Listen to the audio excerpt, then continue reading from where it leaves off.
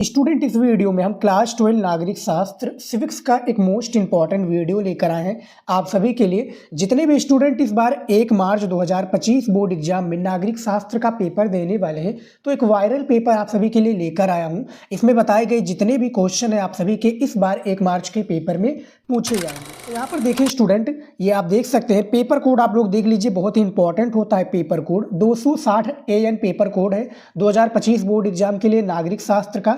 यहाँ पर आप लोग एडमिट कार्ड लेकर जाइएगा, पेपर में अनुक्रमांक और नाम लिख लीजिएगा। पूर्णांक आप लोगों का 100 नंबर का होता है नागरिक शास्त्र का। समय आपको दिया जाएगा, सभी को पता है, 3 घंटे 15 मिनट। ठीक है, 15 मिनट किसके लिए होता है? निर्देश आप लोग जरूर पढ़िएगा। 15 मिनट पेपर को पढ़ने के लिए होता है।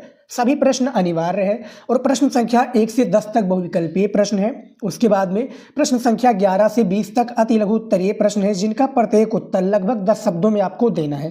ठीक है, उसके बाद में 5वां पॉइंट में देखिए कि प्रश्न संख्या 21 से 26 तक लघु उत्तरीय प्रश्न 1 है, जिनका प्रत्येक उत्तर लगभग 50 शब्दों में देना है। और प्रश्न संख्या 27 से 30 तक लघु उत्तरीय प्रश्न 2 है, प्रश्न जिनका प्रत्येक उत्तर लगभग 100 से लेकर 125 शब्दों में देना है। 6 नंबर पॉइंट है कि प्रश्न संख्या 31 से 32 तक दीर्घ उत्तरीय प्रश्न है, जिनका प्रत्येक उत्तर लगभग 250 शब्दों में आपको देना रहेगा। सभी प्रश्नों के निर्धारित अंक उनके सामने दिए हुए हैं। ठीक है, तो निर्देश आप लोग पेपर में जरूर पढ़िएगा स्टूडेंट, क्योंकि इसी के अकॉर्डिंग आप लोगों को हर एक क्वेश्चन का आंसर देना रहेगा। उसके बाद में देखिए बहुविकल्पीय में नोट में दिया है कि निम्नलिखित 10 प्रश्नों में से प्रत्येक के 4 विकल्प दिए हुए हैं। इनमें से सही विकल्प जो है चुनकर उसे अपनी उत्तर पुस्तिका में लिखिए। सेम टू सेम स्टूडेंट याद रखिए, सेम टू सेम आपके पेपर में ऐसे ही पेपर आएगा। ये जैसे आप देख सकते हैं स्क्रीन पर, ऐसे ही पेपर आपके बोर्ड परीक्षा में भी दिए जाएंगे 1 मार्च को। ठीक है, अब यहाँ पर देखिए स्टूडेंट, बहुविकल्पीय में 10 बहुविकल्पीय प्रश्न होते हैं, तो उनको चलिए सॉल्व कर लेते हैं। देखिए सबसे पहला बहुविकल्पीय प्रश्न स्क्रीन पर आप देख सकते हैं। पूछा गया है कि यूरोपियन संघ के कौन से 2 सदस्य संयुक्त राष्ट्र संघ सुरक्षा परिषद के स्थायी सदस्य हैं? ये आपको बताना है। 1 नंबर का क्वेश्चन है। इसका जो आंसर हो जाएगा स्टूडेंट, वो आपका हो जाएगा ब्रिटेन और फ्रांस हो जाएगा, जो कि राइट आंसर हो जाएगा। ब्रिटेन और फ्रांस, ब्रिटेन यानी यूनाइटेड किंगडम और फ्रांस आपका राइट आंसर हो जाएगा पहले नंबर क्वेश्चन का। अगला क्वेश्चन देखिए, दूसरा नंबर स्क्रीन पर दिया हुआ है कि भारत तथा पाकिस्तान के बीच शिमला समझौते पर हस्ताक्षर कब हुए थे? ठीक है, तो भारत और पाकिस्तान पर शिमला समझौते पर हस्ताक्षर 1972 में हुआ था। अब 1972 में कब हुआ था? जो 2 जुलाई, याद रखिए 2 जुलाई 1972 पर शिमला समझौते पर हस्ताक्षर हुए थे। उस समय की प्रधानमंत्री भारत की मैं बात करूं तो इंदिरा गांधी जी थी। पाकिस्तान का कौन था? आप लोग कमेंट में बताइएगा। ठीक है, उसके बाद में देखिए 3 नंबर क्वेश्चन, ऑब्जेक्टिव क्वेश्चन बहुत ही इंपॉर्टेंट होता है, आप लोग स्क्रीन पर देख सकते हैं। और same to same 10 objective question ऐसे ही आपके पेपर में होंगे, ऐसे ही पूछ लिए जाएंगे। तीसरा क्वेश्चन दिया हुआ है कि निम्नलिखित में कौन सा संयुक्त राष्ट्र संघ का अंग नहीं है? यानी इनमें से संयुक्त राष्ट्र संघ का अंग नहीं है, तो इनमें से डी हो जाएगा, विश्व स्वास्थ्य संगठन हो जाएगा। अब देखिए विश्व स्वास्थ्य संगठन यानी WHO, वर्ल्ड हेल्थ ऑर्गेनाइजेशन, ठीक है, जिसको विश्व स्वास्थ्य संगठन कहते हैं। इसका मुख्यालय कहाँ पर स्थित है? जिनेवा, स्विट्जरलैंड में। याद रखिएगा, पेपर में आता है। उसके बाद में देखिए चौथा नंबर ऑब्जेक्टिव क्वेश्चन दिया हुआ है कि संयुक्त राष्ट्र संघ के झंडे में किस वृक्ष की पत्तियों का प्रयोग किया गया है? ठीक है, तो वो कौन सी पत्ती हो जाएगी भैया? जैतून हो जाएगी। मैंने काफ़ी बार आप सभी को बताया है, जो हमारे इंपॉर्टेंट क्वेश्चन का वीडियोज देखते होंगे स्टूडेंट, उनको सारी चीज़ें पता होंगी। ठीक है, और अभी तक आप लोगों ने चैनल को नहीं सब्सक्राइब किया है तो कर लीजिए, क्योंकि मैं इसी तरीके से जो हमारे आर्ट्स के विद्यार्थी हैं, आर्ट वाले विद्यार्थी की मैं हर पूर्ण रूप से मैं तैयारी करा रहा हूँ, चाहे वो जो भी सब्जेक्ट हो। आप लोग चैनल पर विजिट कीजिए, हमारे वीडियोज को देखिए और चैनल को सब्सक्राइब कर लीजिए, क्योंकि ऐसे ही इंपॉर्टेंट वीडियो आपको लेकर आएंगे और आपकी तैयारी बहुत ही बेहतरीन तरीके से कराएंगे और आपका जो टारगेट होगा उसको मैं अचीव कराने में मदद करूँगा। ठीक है, अगला क्वेश्चन देखिए यहाँ पर स्टूडेंट, 5वां नंबर स्क्रीन पर आप देख सकते हैं कि विश्व में पेट्रोलियम का सबसे बड़ा संरक्षित भंडार कौन सा है? तो इनमें से जो 5वें का डी राइट आंसर हो जाएगा, पश्चिम एशिया में हो जाएगा। लेकिन इसका मैंने गूगल पर राइट आंसर सर्च किया तो वहाँ पर स्टूडेंट क्या दिखा रहा था? वेनेजुएला। क्या दिखा रहा था? वेनेजुएला दिखा रहा था। लेकिन बुक के हिसाब से माने तो इसका राइट आंसर डी ही होगा, यानी पश्चिम एशिया में। अगला क्वेश्चन है 6 नंबर बहुविकल्पीय का। आप देख सकते हैं मैंने ज़्यादा से ज़्यादा अपने चैनल पर बहुविकल्पीय प्रश्नों को भी सॉल्व कराया है। 6 नंबर क्वेश्चन है कि आंध्र प्रदेश राज्य के गठन हेतु 56 दिनों की भूख हड़ताल के बाद किस गांधीवादी नेता की मृत्यु हो गई थी? तो वो भैया थे पोट्टी श्री राममुल्लू। ठीक है, इनमें से 6 का बी राइट आंसर हो जाएगा। अगला क्वेश्चन देख लेते हैं 7 नंबर। स्क्रीन पर आप देख सकते हैं स्टूडेंट, 7 नंबर क्वेश्चन दिया हुआ है कि भारतीय जनसंघ का संस्थापक अध्यक्ष कौन था? तो भारतीय जनसंघ का संस्थापक अध्यक्ष बात किया तो श्यामा प्रसाद मुखर्जी थे, जिसको हम एससी दुबे के नाम से नहीं, एससी दुबे के नाम से नहीं, लेकिन श्यामा प्रसाद मुखर्जी इनको हम जानते हैं। ठीक है स्टूडेंट, याद रखिएगा। उसके बाद में देखिए 8वां नंबर क्वेश्चन, यहाँ पर देखिए 8 नंबर क्वेश्चन दिया हुआ है कि भारत ने शुरुआती दौर में विकास की जो नीति अपनाई उसमें निम्नलिखित में कौन सा विचार शामिल नहीं था? यानी यहाँ पर देख सकते हैं कि शामिल नहीं था, ये बात हो रही है स्टूडेंट। ठीक है, तो 8वें का बी हो जाएगा, उदारीकरण हो जाएगा इसका राइट आंसर स्टूडेंट। ठीक है, कि भारत ने शुरुआती दौर में विकास की जो नीति अपनाई उसमें निम्नलिखित में कौन सा विचार शामिल नहीं था? भैया उदारीकरण। ठीक है, उसके बाद में देखिए 9 नंबर क्वेश्चन कि भारत ने अपना परमाणु, यहाँ पे देखिए पहला परमाणु परीक्षण कब किया था? तो पहला परमाणु परीक्षण बात करें स्टूडेंट तो मई 1974 में हुआ था, यानी 18 मई, याद रखिए 18 मई 1974 को कहाँ पर हुआ था? राजस्थान के पोखरण में। ठीक है, राजस्थान के पोखरण में हुआ था और इस परीक्षण को जमीन के अंदर किया गया था और इसका यानी एक प्रकार से जो ये परीक्षण का नाम दिया गया, नाम क्या दिया गया स्टूडेंट? याद रखिएगा स्माइलिंग बुद्धा। ठीक है, मैं आपको पूरा डिटेल से बता रहा हूँ ताकि वीडियो थोड़ा आपका लंबा भी हो सकता है लेकिन समझाना बहुत ज़्यादा जरूरी है। ठीक है, स्माइलिंग बुद्धा नाम से दिया गया। ठीक है स्टूडेंट, और भारत 6वां ऐसा देश बना जो कि भैया परमाणु परीक्षण कर सका। ठीक है, तो ये आप जरूर याद रखिएगा, 18 मई 1974 को भारत का पहला परमाणु परीक्षण हुआ था। क्वेश्चन पूछा जाए, याद रखिएगा।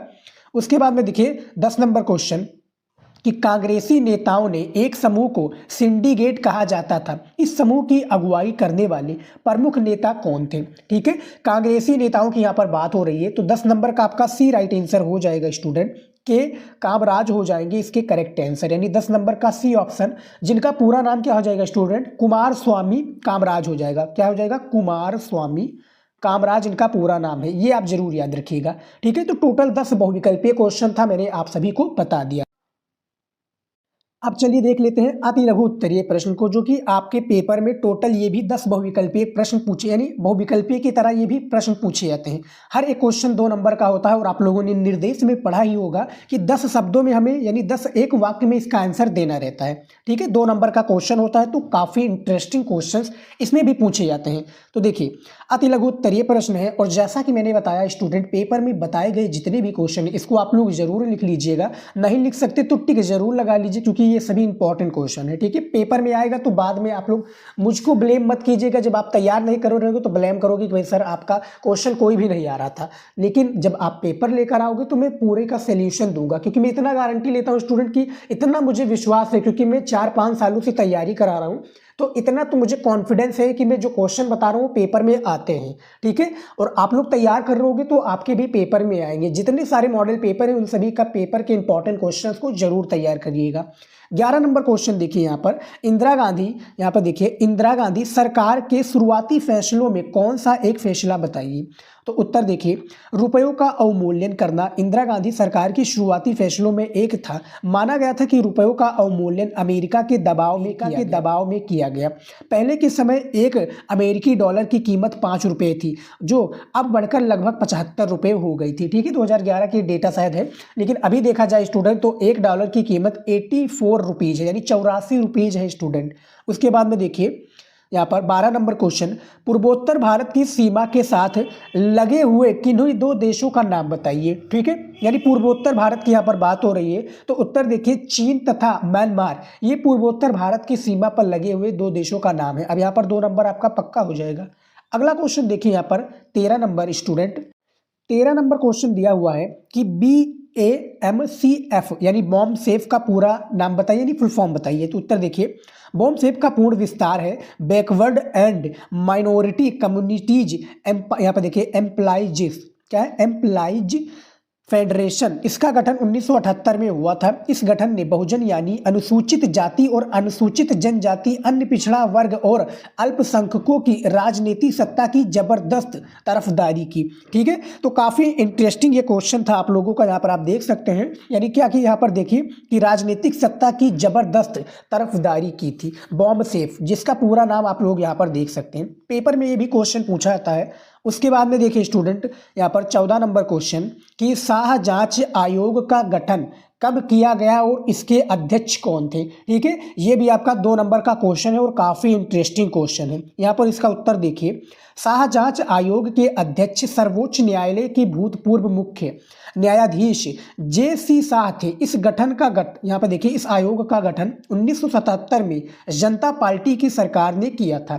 ठीक है, तो शाह जांच आयोग का गठन कब और इसके अध्यक्ष कौन थे, यहाँ पर आप स्क्रीन पर देख सकते हैं। ठीक है, वीडियो को भी स्टूडेंट आप लोग रोक रहे सारी क्वेश्चंस को समझ सकते हैं और इसको तैयार कर सकते हैं।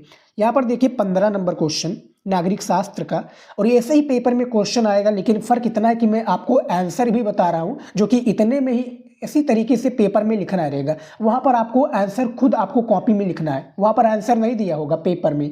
ठीक है, 15 नंबर क्वेश्चन देखिए कि भारतीय राष्ट्रीय कांग्रेस के 1969 में विभाजन के कोई 2 कारण बताइए। 2 कारण के भैया 2 नंबर दे दिया जाएगा। उत्तर देखिए, सबसे पहला कारण, कांग्रेस के भीतर ताकतवर नेताओं का समूह सिंडिकेट कमजोर पड़ गया था। दूसरा है 1967 में इंदिरा शक्तिशाली नेता बनकर उभर रही थी, यानी शक्तिशाली प्रधानमंत्री के रूप में उभर रही थी। भैया इनको आयरन लेडी भी कहा जाता है, क्योंकि 1971 में पाकिस्तान को धूल चटा दिया भैया।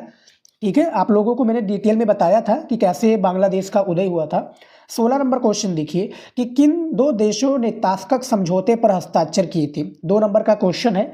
इसका उत्तर देखिए, भारतीय प्रधानमंत्री लाल बहादुर शास्त्री और पाकिस्तानी जनरल अयूब खान ने 1966 में ताश्कंद समझौते पर हस्ताक्षर किए थे। ठीक है भैया, दूसरे देश में ताश्कंद समझौते पर हस्ताक्षर किए गए थे। ठीक है, लेकिन उसी के बाद में लाल बहादुर शास्त्री का निधन भी हो गया दिल का दौरा पड़ने के तत्पश्चात। ठीक है, तो यहाँ पर 1967 में यानी 1966 में ताश्कंद समझौते पर हस्ताक्षर हुआ था 2 देशों के बीच, यानी पाकिस्तान और भारत के बीच। पाकिस्तान के जो प्रधानमंत्री शायद थे कौन, जनरल अयूब खान थे, और भारत के लाल बहादुर शास्त्री जी। उसके बाद में देखिए यहाँ पर 17 नंबर क्वेश्चन स्क्रीन पर देखिए स्टूडेंट, पूछा गया है स्वतंत्रता के समय विभाजित हुए 2 प्रांतों का नामों का उल्लेख कीजिए। ठीक है, 2 नंबर का क्वेश्चन है। उत्तर देखिए, सबसे पहला है बंगाल तथा दूसरा है पंजाब, जो कि स्वतंत्रता के समय विभाजित के 2 प्रांतों का नाम है। यानी देखा जाए स्टूडेंट, तो पाकिस्तान विभाजित हुआ तो पंजाब का सबसे ज़्यादा हानि हुई, और बांग्लादेश विभाजित हुआ तो पश्चिम बंगाल को। ठीक है, तो दोनों देशों के नाम दिए हुए हैं। 18 नंबर क्वेश्चन देखिए स्क्रीन पर दिया हुआ है कि अंटार्कटिका प्रदेश में संप्रभुता को दावा करने वाले 2 देशों का नाम उल्लेख कीजिए। सबसे पहला है ब्रिटेन तथा दूसरा है अर्जेंटीना। ये अंटार्कटिका प्रदेश में संप्रभुता को दावा करने वाले 2 देशों का नाम है। यहाँ पर आप स्क्रीन पर देख सकते हैं। 2 नंबर यहाँ पर आपका पक्का हो जाएगा। उसके बाद में देखिए स्टूडेंट 19 नंबर क्वेश्चन, यहाँ पर देखिए 19 नंबर क्वेश्चन दिया हुआ स्टूडेंट कि अपरोध तथा रक्षा किसे कहते हैं, इसके बारे में बताना, यानी दोनों में काफ़ी डिफरेंस है। ठीक है, अपरोध का अलग अर्थ है, रक्षा का अलग अर्थ है।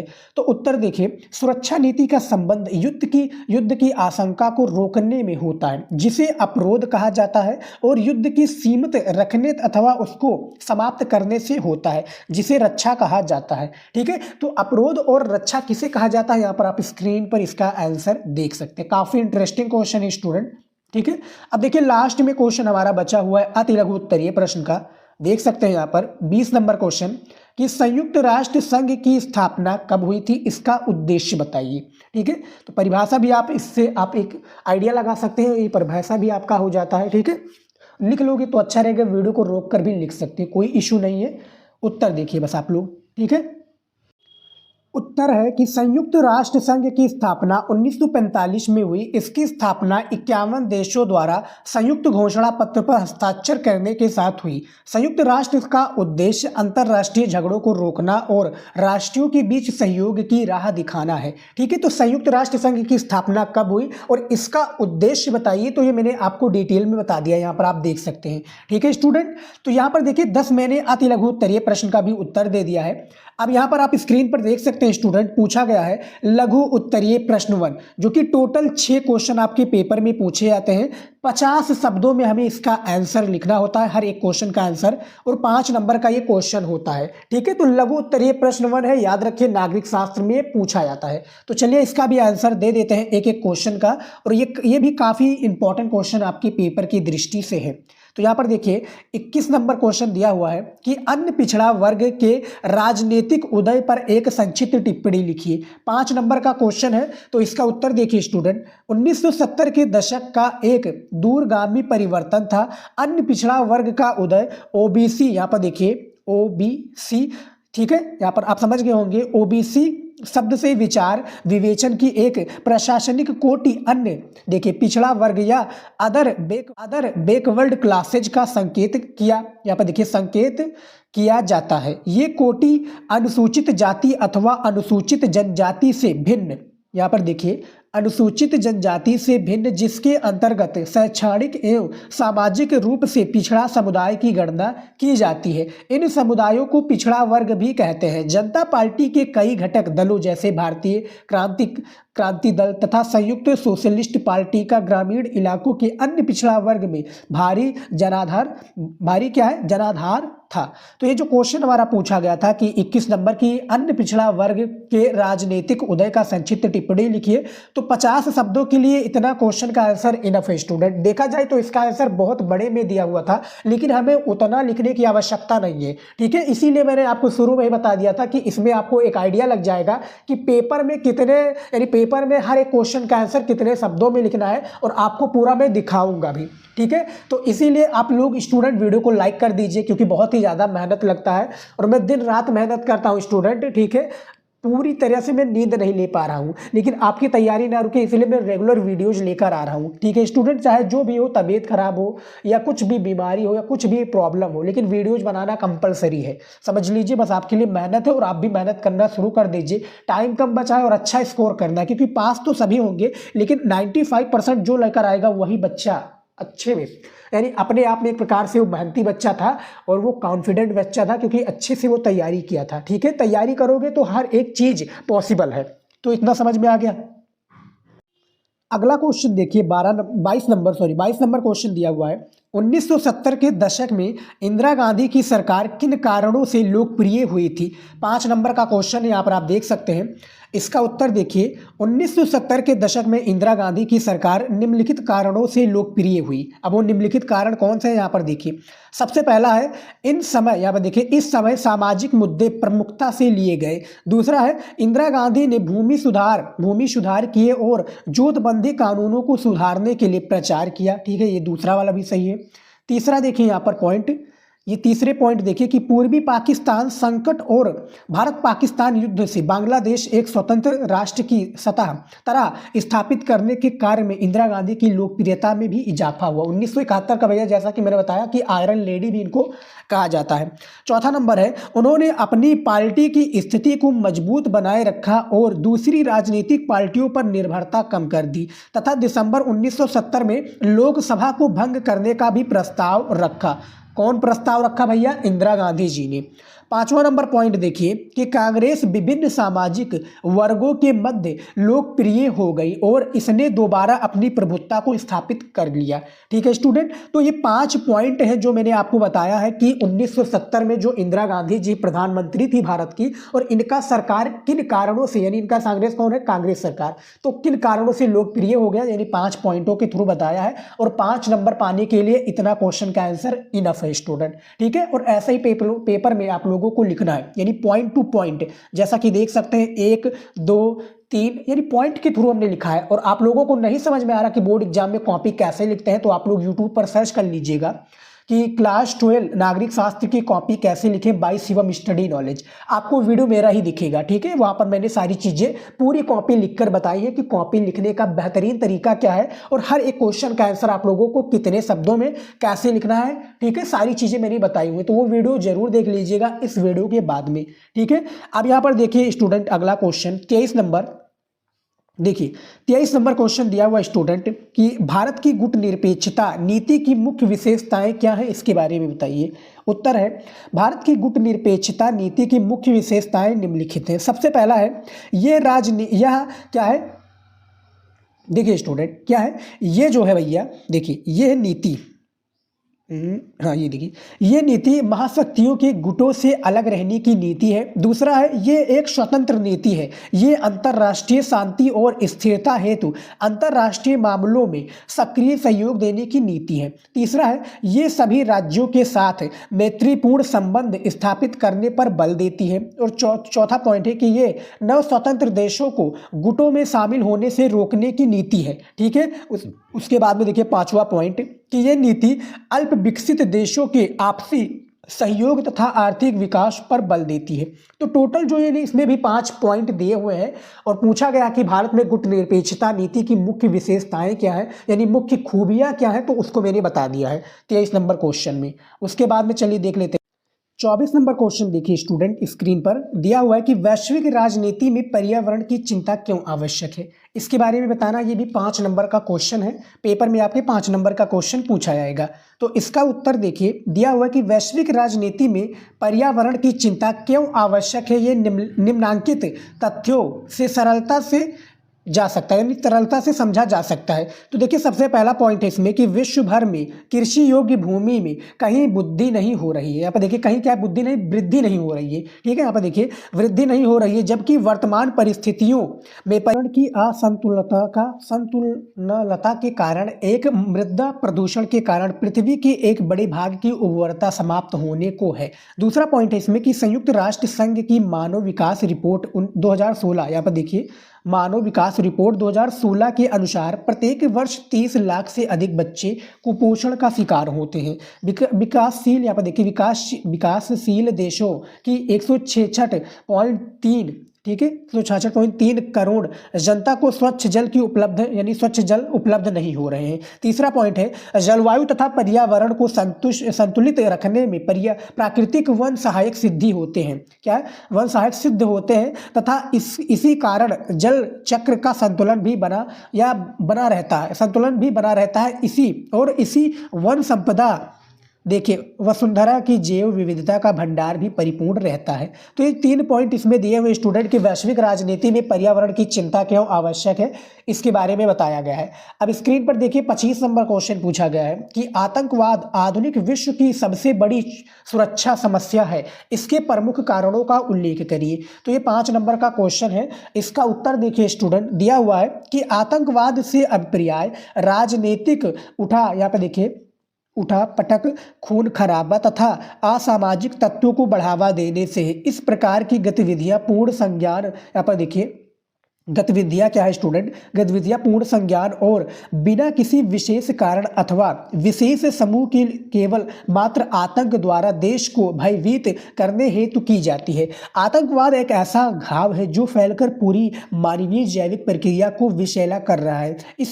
इस प्रकार के अनेक घटनाएं आए दिन सुनाई पड़ती है। विमान अपहरण, भीड़ भाड़ वाले क्षेत्रों में बम विस्फोट, रेलगाड़ियों की पटरियों का क्षतिग्रस्त करना, सुरंगों में बम लगाना इत्यादि अनेक असामाजिक अमानवीय कृत्य है जो आतंकवाद के साये में चल रहे हैं स्टूडेंट। ठीक है, तो आतंकवाद जो हमारा क्वेश्चन पूछा गया था बहुत ही इंपॉर्टेंट क्वेश्चन है और ये 1 मार्च को पूछा भी जा सकता है स्टूडेंट। ठीक है, आतंकवाद आधुनिक विश्व की सबसे बड़ी सुरक्षा समस्या है, इसके प्रमुख कारणों का उल्लेख कीजिए। ठीक है, तो इसके भैया प्रमुख कारणों को बता दिया गया है, तैयार कर लीजिएगा, शायद 1 मार्च के पेपर में पूछा भी जा सकता है। ठीक है, तो तैयार करे रहोगे तो आएगा।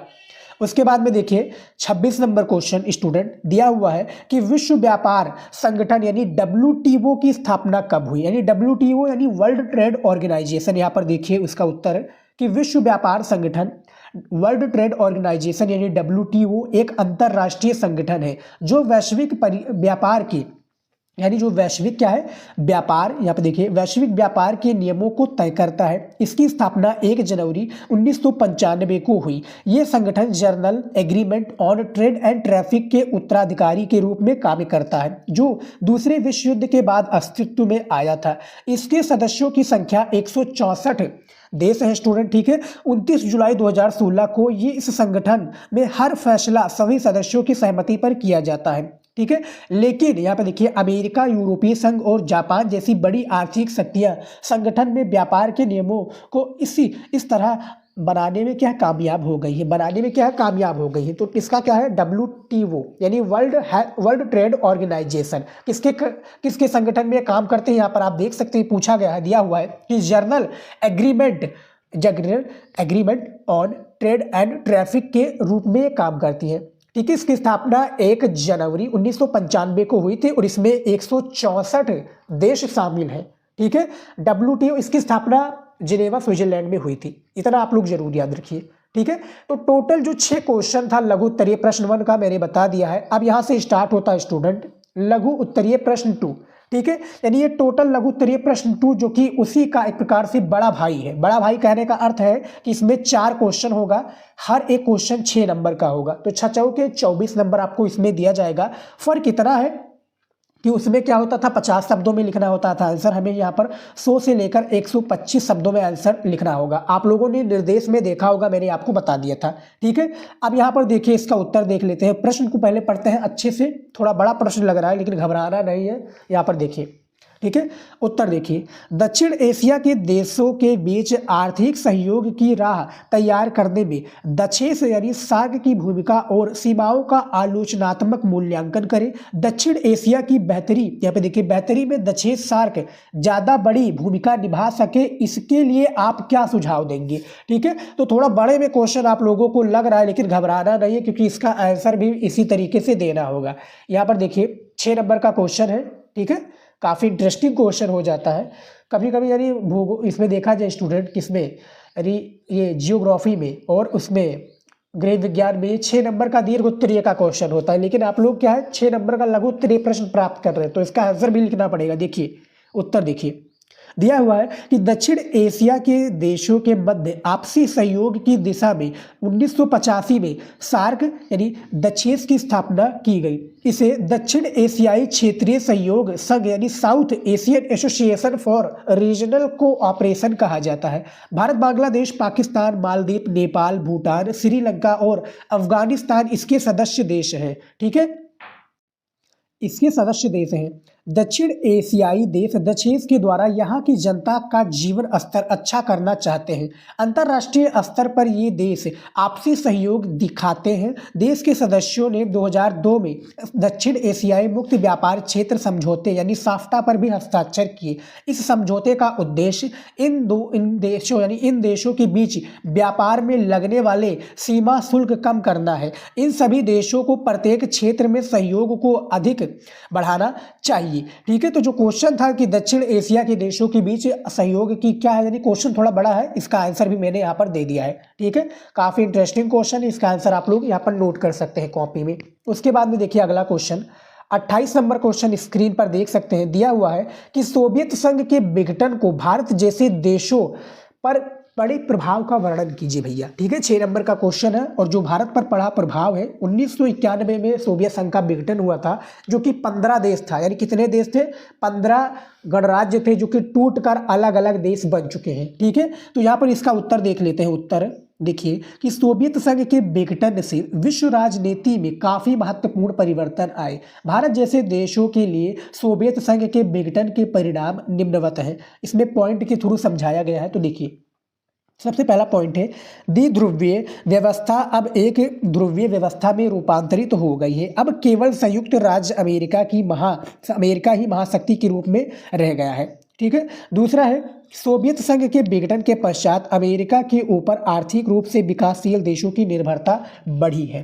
तीसरा है अमेरिका ने विकासशील देशों को पूंजीवादी अर्थव्यवस्था बनाए रखने पर बल दिया है। और चौथा है सोवियत संघ के विघटन के पश्चात विकासशील देशों जैसे अफगानिस्तान, ठीक है, जैसे अफगानिस्तान, ईरान, इराक आदि में अभी यहाँ पर देखिए आदि में अमेरिका का अनावश्यक हस्तक्षेप बढ़ गया है। पांचवा पॉइंट है विश्व के महत्वपूर्ण संगठनों जैसे संयुक्त राष्ट्र संघ में अमेरिकी प्रभुत्व कायम हो गया है। 6 पॉइंट है भारत जैसे देश अप्रत्यक्ष रूप से अमेरिका से मदद लेने के लिए अमेरिकी नीतियों को समर्थन करने लगे हैं। ठीक है। 7वां पॉइंट है यहाँ पर देखिए उदारवादी लोकतांत्रिक राजनीतिक व्यवस्था विकासशील देशों के लिए सर्वश्रेष्ठ धारणा के रूप में उभरकर सामने आई है। तो ये 7 पॉइंट है स्टूडेंट जो कि बता रहे भैया कि सोवियत संघ के विघटन के भारत जैसे देशों पर क्या प्रभाव पड़ा है और हमारा अमेरिका से कितना ज़्यादा एक प्रकार से यानी निर्भरता रह गया है अमेरिका के ऊपर। ठीक है। तो टोटल ये 8 नंबर का 28 नंबर क्वेश्चन था। इसका आंसर भी देख सकते हैं बड़े में दिया हुआ है। ठीक है स्टूडेंट। 29 नंबर क्वेश्चन देखिए दिया हुआ कि यूरोपीय संघ की सफलता के प्रमुख कारणों का उल्लेख कीजिए। 6 नंबर का क्वेश्चन है और ये भी काफी इंटरेस्टिंग क्वेश्चन है। जैसा कि मैंने बताया था पूरे पेपर का मैं सॉल्यूशन कराऊंगा। वीडियो थोड़ा लंबा भी हो सकता है लेकिन इसमें क्वेश्चन का भी आंसर मैं दे रहा हूँ। ये सभी इंपॉर्टेंट क्वेश्चन है जो कि मॉडल पेपर के थ्रू बताए जा रहे हैं। ठीक है। पेपर भी ऐसे ही आएगा इसीलिए मैं पूरा मॉडल पेपर आप लोगों को हर एक सब्जेक्ट का मैं सॉल्व कराकर दे रहा हूँ ताकि आपकी तैयारी बहुत ही बेहतरीन तरीके से हो पाए और कोई भी सब्जेक्ट का आपका छूटे ना जिसमें आप कमजोर हो। ठीक है। तो देखिए 29 नंबर क्वेश्चन दिया हुआ कि यूरोपीय संघ की सफलता के प्रमुख कारणों का उल्लेख कीजिए। तो इसका उत्तर देख लेते हैं। दिया हुआ है यूरोपीय संघ यूरोपीय देशों का एक क्षेत्रीय संगठन है। यूरोपीय संघ की स्थापना 1992 में हुई थी। यूरोपीय संघ का अपना झंडा अपना राष्ट्रगान तथा स्थापना दिवस है। यूरोपीय देशों की अपनी मुद्रा जिसे यूरो कहते हैं। जनवरी 2002 में 12 सदस्य देशों द्वारा यूरो को अपनाए जाने के साथ ये प्रचलन में आई। यूरोपीय संघ में लगातार नए सदस्य जुड़ते रहते हैं जिससे यहाँ पर देखिए दिया हुआ कि जिससे ये पता चलता है कि यूरोपीय संघ कितना प्रभावशाली है। 2016 में यूरोपीय संघ विश्व की दूसरी सबसे बड़ी अर्थव्यवस्था थी। इसका सकल घरेलू उत्पादन 17,000 अरब डॉलर से भी अधिक था जो अमेरिका की लगभग विश्व व्यापार में यूरोपीय संघ की हिस्सेदारी अमेरिका से 3 गुनी अधिक है। यूरोपीय संघ के 2 सदस्य देशों ब्रिटेन व फ्रांस सुरक्षा परिषद के स्थायी सदस्य भी हैं जैसे कि मैंने आपको ऑब्जेक्टिव क्वेश्चन में बताया था सबसे फर्स्ट में। ठीक है। ब्रिटेन और फ्रांस सुरक्षा परिषद में स्थायी सदस्य भी है। सबसे फर्स्ट जो हमारा ऑब्जेक्टिव क्वेश्चन था इस पेपर का उसमें मैंने उसका आंसर दिया था। तो ये क्वेश्चन आप देख सकते हैं जो 29 नंबर क्वेश्चन पूछा गया था इसका भी आंसर यहाँ पर दे दिया है मैंने। ठीक है। थोड़ा बड़े में क्वेश्चन का आंसर है लेकिन कोई बात नहीं क्योंकि आंसर यानी आंसर लिखने के लिए हमें एग्जामिनर 6 नंबर दे रहा है। ठीक है। उसके बाद में देखिए यहाँ पर 30 नंबर क्वेश्चन देखिए 30 नंबर क्वेश्चन दिया हुआ है कि विश्व बैंक पर एक संक्षिप्त टिप्पणी लिखे। तो हमें विश्व बैंक पर एक संक्षिप्त टिप्पणी लिखना है स्टूडेंट। 6 नंबर का क्वेश्चन है ये भी। इसका उत्तर देख लेते हैं। उत्तर है दूसरे विश्व युद्ध के दौरान सन 1944 में विश्व बैंक की औपचारिक स्थापना हुई। इस बैंक की गतिविधियां प्रमुख रूप से विकासशील देशों से संबंधित है। ये बैंक मानवीय विकास यानी शिक्षा स्वास्थ्य कृषि और ग्रामीण विकास यानी सिंचाई ग्रामीण सेवाएं पर्यावरण सुरक्षा प्रदूषण में कमी नियमों का निर्माण और उन्हें लागू करना आधारभूत ढांचा सड़क शहरी विकास बिजली ठीक है तथा सुशासन कदाचार का विरोध विधिक संस्थाओं का विकास के लिए काम करता है। ये अपने सदस्य देशों को आसान ऋण और अनुदान देता है। ज़्यादा गरीब देशों को ये क्या है अनुदान वापस नहीं चुकाने पड़ते हैं। इस अर्थ यहाँ पर देखिए इस अर्थ में ये संस्था समकालीन वैश्विक अर्थव्यवस्था को भी प्रभावित करती है। ठीक है। तो जो विश्व बैंक की स्थापना कब हुई तो ये आप लोग देख सकते हैं। स्टूडेंट आप लोग एक फुल फॉर्म बताइए, मैं आपसे पूछ रहा हूँ स्टूडेंट। ठीक है कि जो भैया लोन देती है ना जैसे पाकिस्तान जैसे देशों को लोन देती है तो इसका एक प्रकार से क्या अर्थ होता है। इसका एक प्रकार से जो कि अमेरिका का है जो कि कहते हैं ना स्टूडेंट उसको कुछ कहा जाता है जो कि वो लोन देता है जिसको हम IMF। हाँ जी स्टूडेंट ये देखिए IMF ठीक है इंटरनेशनल मनी फंड। ठीक है। इसकी स्थापना कब हुई इसका जो है एक प्रकार से मुख्यालय कहाँ पर है ये आप लोग कमेंट में बताइए। ठीक है। तो 30 नंबर क्वेश्चन का भी आंसर मैंने दे दिया है। टोटल जो 4 क्वेश्चन था आपका लघु उत्तरीय प्रश्न का मैंने पूर्ण रूप से उसका आंसर आप लोगों को दे दिया। यहाँ पर आप लोग स्टूडेंट इसका आंसर भी देख सकते हैं। ठीक है। अब आ गया स्टूडेंट स्क्रीन पर देख सकते हैं दीर्घ उत्तरीय प्रश्न। क्या है दीर्घ उत्तरीय प्रश्न जो कि टोटल हमें 2 प्रश्नों का उत्तर पेपर में देना रहेगा। तो यहाँ पर देखिए इसका उत्तर 31 नंबर क्वेश्चन है भारत चीन संबंधों को सविस्तार समझाइए। 8 नंबर का क्वेश्चन है अथवा करके यहाँ पर दिया हुआ है कि वर्तमान विश्व व्यवस्था के संदर्भ में संयुक्त राष्ट्र संघ की भूमिका का परीक्षण कीजिए। ठीक है। ये भी क्वेश्चन दिया हुआ है। 32 नंबर क्वेश्चन है कि भारत में पहले 3 आम चुनावों में कांग्रेस के प्रभुत्व के क्या कारण थे। इस कारण यहाँ पे देखिए इस काल में विपक्षी दलों की क्या भूमिका था ये बताना। तो 6 नंबर आपको दिया जाएगा इसके कारण बताने के लिए, विपक्षी दलों की भूमिका के लिए 2 नंबर दे दी जाएगा। अथवा दिया हुआ है कि स्वतंत्रता के पश्चात भारत की प्रमुख चुनौतियां क्या थी, उनमें किन्हीं 2 चुनौतियों के समाधान के लिए उपाय क्या किए गए इसके बारे में बताना है। तो ये देखिए 4 क्वेश्चन है और ये चारों क्वेश्चन बहुत ही इंपॉर्टेंट क्वेश्चन है स्टूडेंट, आप लोग इसको तैयार कर लीजिए, इसका आंसर आपको क्वेश्चन बैंक में मिल जाएगा, ठीक है। लेकिन याद रखिए पेपर में आपको केवल 2 ही प्रश्नों का उत्तर देना है, ठीक है। कितने शब्दों में? 250 शब्दों में हर एक क्वेश्चन का आंसर देना है, जिसके लिए 8 नंबर एग्जामिनर आपको देगा, ठीक है। पेपर में 2 क्वेश्चन करना, लेकिन फिलहाल आपको चारों प्रश्नों को तैयार करना पड़ेगा। कौन सा क्वेश्चन पेपर में पूछ लिया जाए किसी को नहीं पता है, ठीक है। तो ये स्टूडेंट आप देख सकते हैं पूरा पेपर मैंने सॉल्व करके बता दिया है, हर एक क्वेश्चन का मैंने आंसर आप लोगों को दिया है, ठीक है, जिससे आपकी तैयारी बहुत ही बेहतरीन तरीके से हो पाए।